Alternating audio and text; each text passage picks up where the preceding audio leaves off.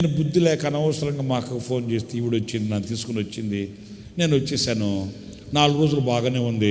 ఇప్పుడు 5వ రోజు నుంచి కొంచెం కఠోరంగా మాట్లాడుతుంది మా అక్క. నిజమే, ఎవరు ఆదుకుంటారేంటి, ఎవరు మనల్ని ప్రేమిస్తారేంటి, ఎవరు మనల్ని భరిస్తారేంటి, బాగు చేస్తారేంటి? No, nothing. ఎవరి మీద మనం ఆశలు పెట్టుకోవడానికి వీల్లేనే లేదు, ఎవరి మీద మనం ఆనుకోవడానికి వీల్లేనే లేదు. ఎవరు మనల్ని అంటే నేను చెప్పేది ఏంటంటే, ఆపదల్లో పలకరిస్తారు, ఆపదల్లో నిలుస్తారు, ఆపదల్లో మనల్ని ధైర్యపరుస్తారు.